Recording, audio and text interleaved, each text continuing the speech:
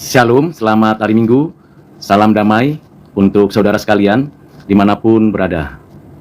Pada hari ini saya ingin membagikan renungan dari Mazmur 1 ayat 1 sampai dengan ayat 6. Apa yang saya dapatkan menjadi bagian refleksi saya dari ayat 1 sampai 6 dari Mazmur pasal 1 ini. Demikianlah firman Tuhan. Berbahagialah orang yang tidak berjalan menurut nasihat orang fasik, yang tidak berdiri di jalan orang berdosa, dan yang tidak duduk dalam kumpulan pencemooh. Tetapi yang kesukaannya ialah Taurat Tuhan, dan yang merenungkan Taurat itu siang dan malam. Ia seperti pohon yang ditanam di tepi aliran air, yang menghasilkan buahnya pada musimnya, dan yang tidak layu daunnya. Apa saja yang diperbuatnya berhasil. Bukan demikian orang fasik. Mereka seperti sekam yang ditiupkan angin. Sebab itu orang fasik tidak akan tahan dalam penghakiman. Begitu pula orang berdosa dalam perkumpulan orang benar.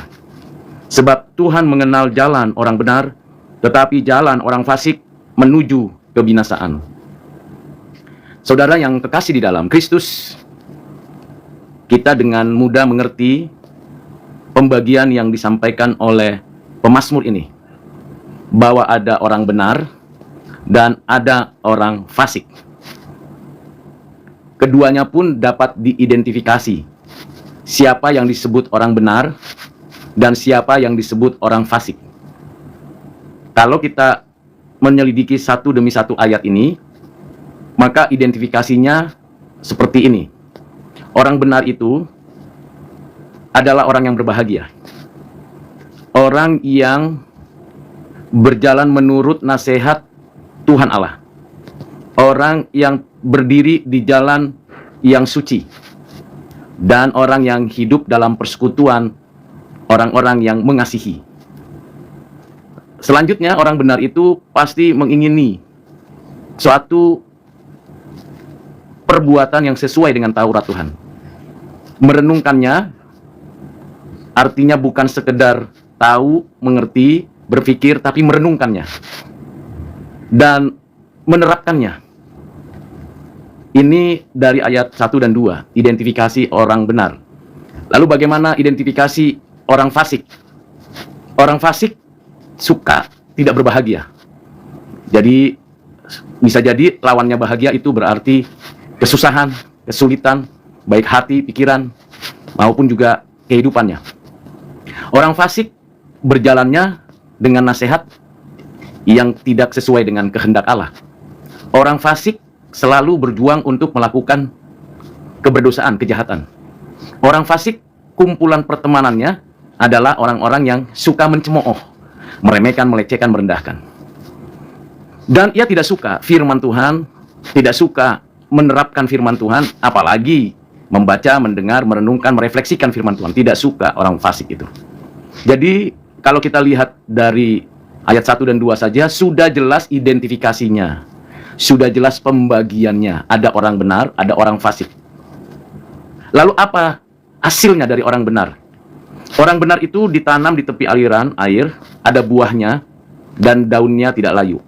Secara sederhana, berarti ada hasil dari kehidupan orang benar.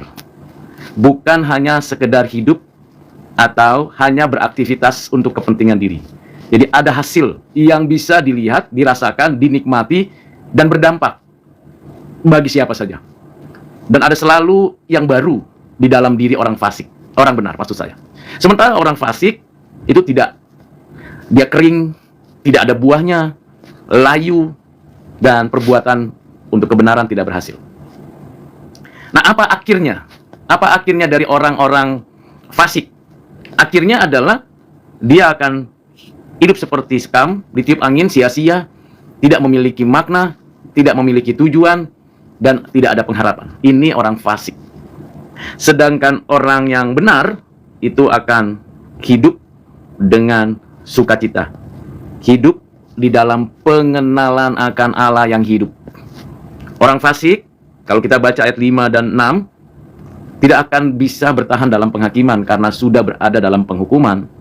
Sedangkan orang benar akan berupaya dan berjuang dengan penuh ucapan syukur, penuh pengharapan untuk menikmati hidup yang benar di bumi ini dan bumi yang akan datang. Yang menarik pentingnya adalah orang fasik akan binasa selamanya di tempat yang disediakan bagi iblis dan roh-roh jahat, sedangkan orang benar akan menikmati hidup bergaul, karib, dan selamanya hidup kekal dengan kebahagiaan di langit dan bumi yang baru.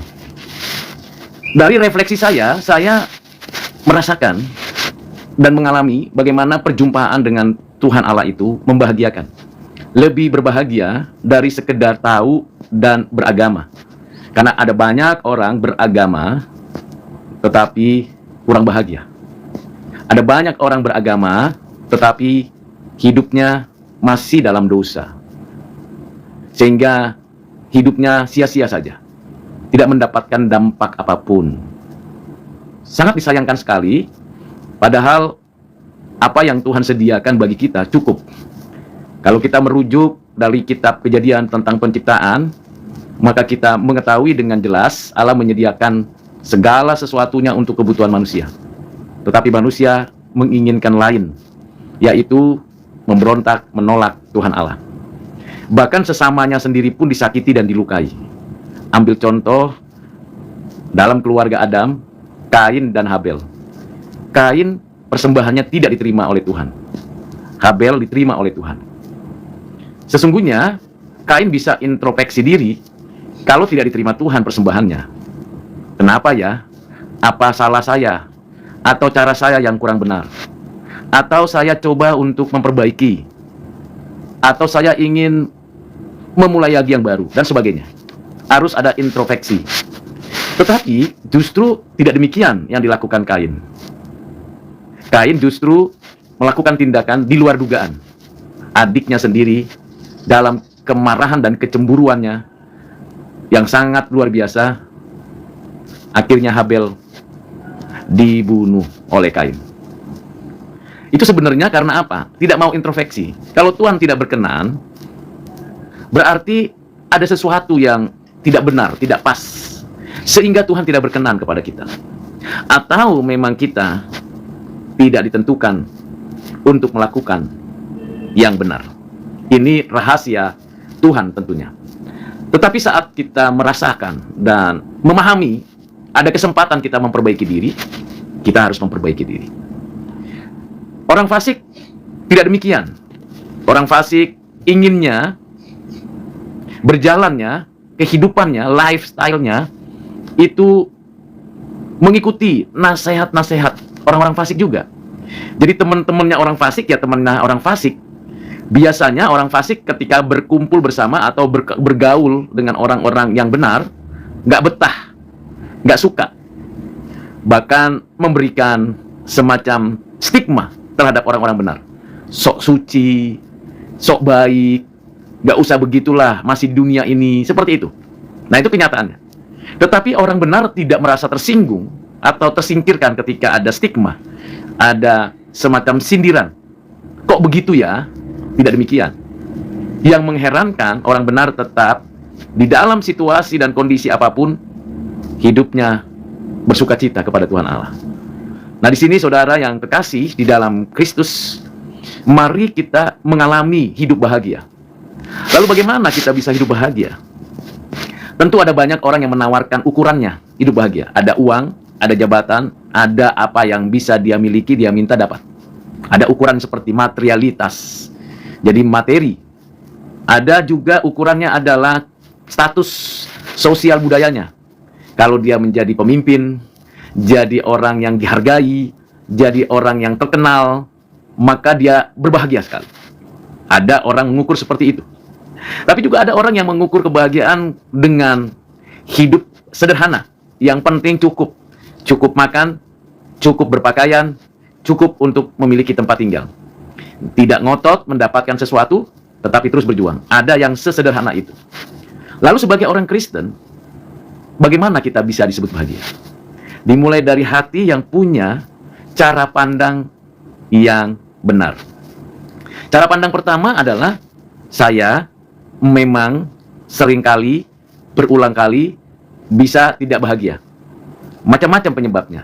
Tidak ada uang, tidak disukai orang, tidak dipedulikan orang. Tetapi karena saya sebagai ciptaan yang sudah berdosa ini, menyadari keberdosaan saya, introspeksi diri, lalu berharap pertolongan Tuhan, penebusan Tuhan, pengampunan Tuhan, agar terjadi di dalam hidupnya. Itu yang pertama.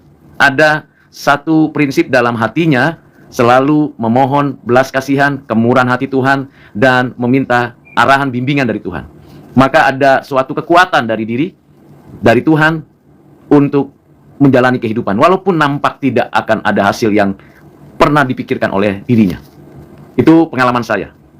Yang kedua adalah memusatkan semua, apapun itu, di dalam Kristus yang telah mati, bangkit, menyatakan kemenangan, memandang bukan hanya pada salib Kristus, tetapi memandang pada Kristus yang duduk di sebelah kanan Allah Bapa, yang lebih daripada pemenang.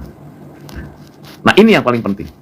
Jadi, kalau kita mau bahagia, seperti saya renungkan, refleksikan, jadi memandang pada salib Kristus yang telah menebus, menyelamatkan, kebangkitannya, dan memberi kepastian kehidupan. Namun juga lebih dari itu adalah memandang kepada Dia yang duduk di sebelah kanan Allah Bapa, yang selalu bersyafaat untuk saya, yang selalu peduli dengan saya, dan membela saya. Keberadaan, kesatuan dengan Kristus inilah yang membuat saya berbahagia di tengah ketidakberdayaan yang ada di bumi ini. Nasihat-nasihat Kristus menjadi nasihat-nasihat yang ultimat di dalam hati saya. Bagaimana saya menjalani kehidupan dan berdiri teguh di tengah kemungkinan saya jatuh dan berdosa, saya tetap berada di dalam Kristus. Dan berupaya menemukan persekutuan-persekutuan, kumpulan orang-orang percaya, untuk menikmati hidup bahagia. Itu yang kedua, jadi hidup di dalam kesatuan dengan Kristus. Yang pertama tadi, mengalami sendiri, hidup dengan penuh permohonan belas kasihan dari Tuhan. Karena saya orang berdosa, saya banyak kekurangan, kelemahan, dan memohon belas kasihan Tuhan. Yang ketiga, saya bisa berbahagia karena saya menyadari bahwa tidak ada satu inci pun dalam hidup ini, di alam semesta ini, dimanapun, yang Tuhan tidak berkata, ini miliknya. Jadi, menyadari keyakinan yang mendalam bahwa saya miliknya, belong to Him. Dan saya bersyukur, punya kesadaran dan pengertian itu, bahwa apa yang saya lakukan dan saya perbuat, belong to Him, miliknya. Jadi yang kedua ini penting, bagaimana saya mengalami suatu hidup di dalam kesatuan dengan Kristus oleh Roh Kudus. Dan yang ketiga, saya menyadari bahwa saya milik kepunyaannya. Kiranya dengan refleksi saya yang singkat dan sangat sederhana dapat menolong saudara sekalian untuk kita mengalami hidup bahagia. Karena kalimat pertama, kata pertama dikatakan, berbahagialah orang yang tidak berjalan menurut nasihat orang fasik. Berbahagialah orang yang tidak berdiri di jalan orang berdosa. Berbahagialah orang yang tidak duduk dalam kumpulan pencemooh. Berbahagialah orang yang kesukaannya Taurat Tuhan. Berbahagialah orang yang merenungkan Taurat itu siang dan malam. Berbahagialah orang yang ditanam di aliran air, yang ada buahnya, yang tidak layu daunnya. Berbahagialah karena Tuhan mengenal jalan orang benar. Jadi, apa itu merenungkan siang dan malam? Yang pernah saya ketahui, istilah yang dipakai dalam bahasa Latin namanya Lectio Divina, suatu perenungan akan firman Allah. Jadi setiap hari ada perenungan akan firman Tuhan, Lectio Divina, mulai dengan berdoa, membaca firman satu kata demi satu kata sampai selesai ayat atau pasal yang dibaca, lalu berulang membacanya mungkin sampai 2 kali, 3 kali ayat itu dibaca, lalu memikirkannya di dalam hati, kemudian direnungkan beberapa saat, lalu menyanyikannya atau menggumamkannya atau melantunkannya, kemudian didoakan lagi. Nah, itu berlangsung sebuah perenungan, kira-kira bisa dalam waktu 30 menit sebelum atau setelah bangun tidur. Itu namanya Lectio Divina. Bisa dilakukan pada pagi hari, bisa dilakukan pada waktu siang hari istirahat, bisa dilakukan pada malam hari. Jadi, ada doa yang disampaikan, doa dengan penuh ucapan syukur, doa permohonan kepada Tuhan Allah, doa pengagungan kepada Dia, doa berkomunikasi dengan Dia, membaca firman dengan penuh kesungguhan, beberapa ayat, dan dibaca berulang, lalu disimpan di hati, kemudian disampaikan doa lagi. Nah, ini kalau terus-menerus dilakukan, maka terjadi sebuah kehidupan spiritual yang baik di dalam hati. Jadi ada suatu keinginan selalu bagaimana menerapkan firman ini. Bagaimana supaya saya hidup suci. Bagaimana supaya saya tidak ikut-ikutan mencemooh. Bagaimana supaya saya bisa hidup melakukan yang baik dan yang benar. Ini perjuangan iman. Perjuangan di batin dan diterapkan dalam keseharian, baik dengan perkataan, dengan sikap, atau perbuatan. Ujiannya dalam relasi. Jadi Lectio Divina itu adalah personal pengembangan diri, berjumpa dengan Tuhan Allah, encounter with God, dan kita mengalami itu. Kemudian penerapannya ketika berelasi dengan pasangan bagi yang sudah menikah, berelasi dengan anak-anaknya bagi yang sudah berkeluarga, berelasi dengan saudaranya, teman-temannya, tetangganya, koleganya, berelasi dengan siapa saja untuk mewujudkan apa yang sudah direnungkan dari firman Tuhan. Misalnya kita merenungkan dari bagian apa yang disampaikan Tuhan Yesus di dalam kitab Injil yang ditulis oleh Matius di dalam pasal yang ke-22, di mana dinyatakan tentang mengasihi. Dikatakan demikian di ayat 37, jawab Yesus kepadanya, kasihilah Tuhan Allahmu dengan segenap hatimu, dan dengan segenap jiwamu, dan dengan segenap akal budimu. Itulah hukum yang pertama, yang terutama, dan yang pertama. Dan hukum yang kedua, yang sama dengan itu ialah kasihilah sesamamu manusia seperti dirimu sendiri. Jadi saudara yang kekasih di dalam Kristus, bagaimana kita menerapkan kasih yang demikian? Tentu kita merenungkan dulu, kalau ada musuh, atau ada yang membenci kita sebelumnya, atau kita pernah melukai orang lain, atau kita pernah tanpa sadar atau sengaja kita melakukan hal yang buruk, bagaimana kita menerapkan kasih itu? Nah, ini perlu perenungan yang mendalam dan keberanian untuk bertindak dikerjakan oleh Roh Kudus di dalam hati kita. Kiranya saudara dan saya, kita sekalian bisa menerapkan apa yang diperintahkan Tuhan. Kasihilah Tuhan Allahmu dan kasihilah sesamamu manusia. Karena untuk merenungkan firman Tuhan agar kita mendapatkan hidup yang bahagia di tengah kesulitan. Hidup bahagia di tengah kesulitan itu sulit. Hidup bahagia di tengah ketidaksulitan itu biasa. Bisa cukup apapun itu biasa. Itu tidak sesuatu yang berat. Tetapi hidup bahagia di tengah-tengah kesulitan itu tidak mudah. Apakah hati saudara dan saya benar-benar berbahagia menjalani kehidupan di bumi ini? Yang tahu adalah saudara sendiri. Kita melihat dari Mazmur pasal 1 ayat 1 sampai 6 ini yang sudah dijelaskan sebagai refleksi dalam kehidupan. Maka kalau kita mendalami lebih dalam lagi, memperhatikan lebih sungguh lagi, khususnya di ayat yang keempat, kelima, dan keenam, maka di sana kita lihat bagaimana kondisi dari orang-orang fasik.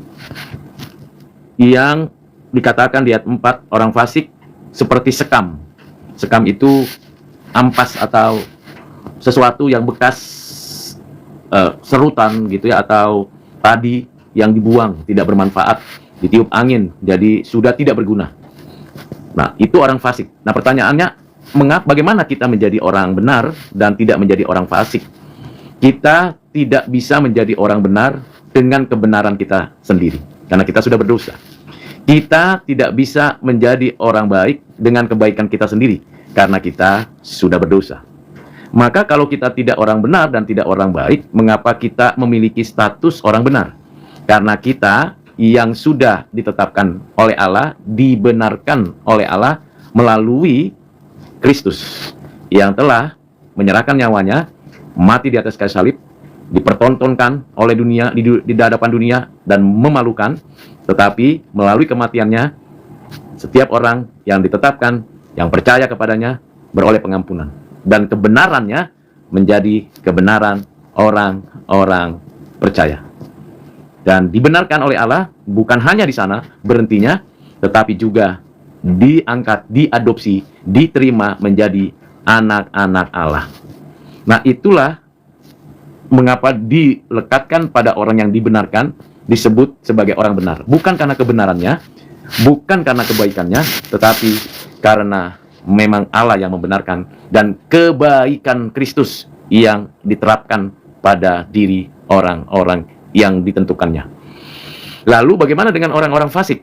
Orang-orang fasik bisa saja beragama, bisa saja dia nampaknya baik, tetapi kehidupannya, dalam hatinya tidak bergantung sepenuhnya kepada Tuhan Allah dan mengandalkan diri sendiri, menginginkan sesuatu yang tidak berkenan di hati Tuhan, bahkan berjalan menurut kemauan sendiri.